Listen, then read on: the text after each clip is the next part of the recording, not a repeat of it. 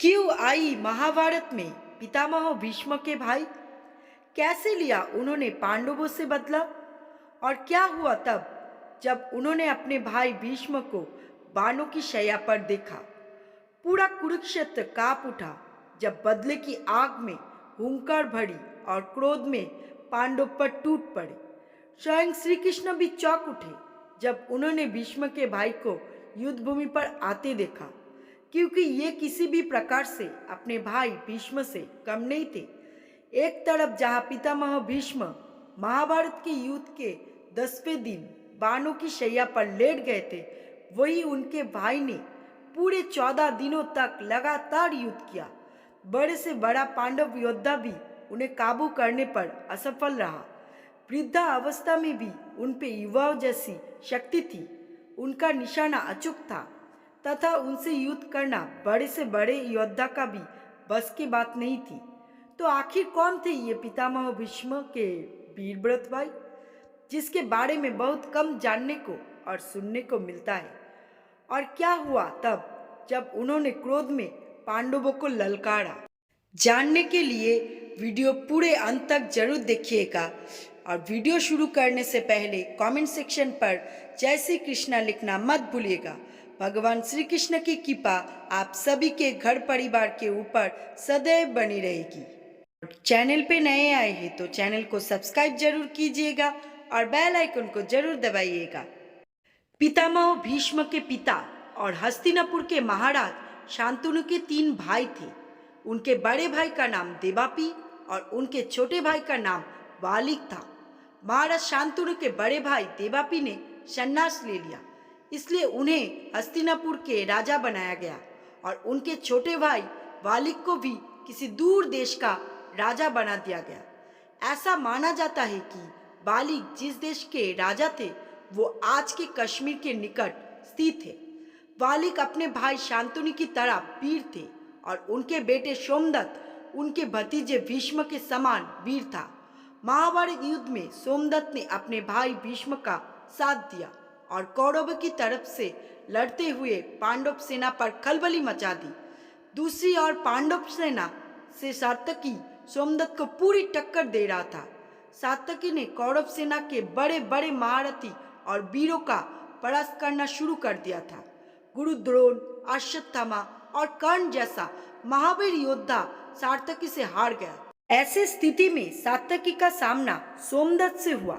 दोनों योद्धा के बीच बाणों से बड़ा घमासान युद्ध हुआ। दोनों एक दूसरे को बराबर मात्रा में घायल करते जा रहे थे। सोमदत्त ने अर्धचंद्राकार बाणों से सात्यकी के विशाल धनुष को काट दिया और उन पर 25 बाणों का प्रहार किया। सोमदत्त ने सात्यकी के ऊपर फिर से 10 बाण चलाए और सात्यकी को घायल कर दिया। जवाब में सात्यकी ने भी 5 बाण चलाए और सोमदत्त का ध्वजा कट दिया। सोमदत्त के बाण से घायल हुआ सात्यकी सोमदत्त के ऊपर 100 बाण मारे। वही दूसरी तरफ सोमदत्त ने असंख्य बाणों से सात्यकी को ढक दिया। यहाँ पर सात्यकी का हार निश्चित थी। सात्यकी सोमदत्त के अगले प्रहार से मारे जाने वाला था। तभी बीच में भीम ने दखल अंदाजी की। भीम ने सात्यकी को बचाते हुए सोमदत्त को 10 बाण मारे। इसके बावजूद सोमदत्त के ऊपर कोई असर नहीं हुआ। सात्यकी वही घायल पड़ा रहा और इधर भीम और सोमदत्त के बीच भयंकर युद्ध छिड़ गया। सोमदत्त ने अपने बाणों से भीम की हालत खराब करना शुरू कर दी। तभी मौका पाकर सात्यकी ने सोमदत्त के ऊपर भाला फेंका, जिससे सोमदत्त का धनुष टूट गया। अगले ही पल में सात्यकी के द्वारा छोड़ा गया वो श्रेष्ठ, शक्तिशाली और भयंकर बाण शीघ्र ही सोमदत्त के छाती पर जा पड़ा। सात्यकी के चलाए हुए उस बाण से अत्यंत घायल हुए महारथी महावीर सोमदत्त धरती पर गिर पड़े और मर गए। सोमदत्त भले ही मारे गए, उनके पुत्र भूरिश्रवा अभी भी जिंदा थे। महाभारत में सात्यकी से पहले उनके पिता शिनी सोमदत्त को हरा चुके थे। उसके बाद सोमदत्त ने भगवान शिव की तपस्या से एक ऐसा प्रतापी पुत्र का वर मांगा जो शिनी के पुत्र का सर्वनाश कर दे। भूरिश्रवा वही सोमदत्त का प्रतापी पुत्र था। और सात्यकी से अपने पिता का बदला लेने को बेचैन था। महाभारत युद्ध के 5वें दिन भूरिश्रवा ने सात्यकी के 10 पुत्रों को अकेले ही मार दिया। दूसरी ओर कौरव की सेना में उथल पुथल मचाते हुए सात्यकी भूरिश्रवा से भिड़ गया। भूरिश्रवा ने सात्यकी के रथ को खंडित कर दिया और दोनों के बीच भयंकर मल्लयुद्ध शुरू हो गया। भूरिश्रवा ने सात्यकी को उठाकर धरती पर पटक दिया तथा उसकी चोटी को पकड़कर तलवार निकाल लिया।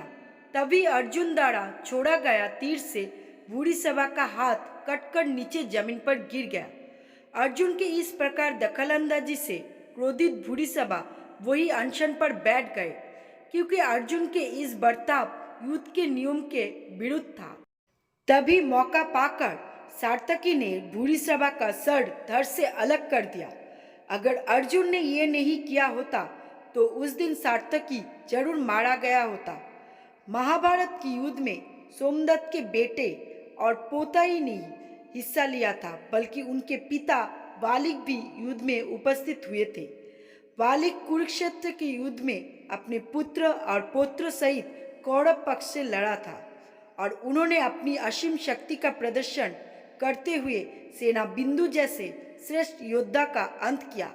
राजा बालिक ने बूढ़े होते हुए भी युद्ध भूमि पर अपनी वीरता का अद्भुत प्रदर्शन किया और असंख्य योद्धा को मारा। वृद्ध अवस्था में भी उन्होंने महाभारत के 18 दिनों में से 14 दिनों तक लगातार युद्ध किया। बालिक एक बूढ़े शेर की तरह पांडवों के युग पर टूट पड़ा था। पांडव सेना उनको रोकने में सक्षम नहीं हो पा रहा था। तभी उनकी टक्कर महाबली भीम से हुई। महाभारत के युद्ध में 14 दिन के दिन बालिक परपोते भीमसेन के हाथों वीरगति को प्राप्त हुए।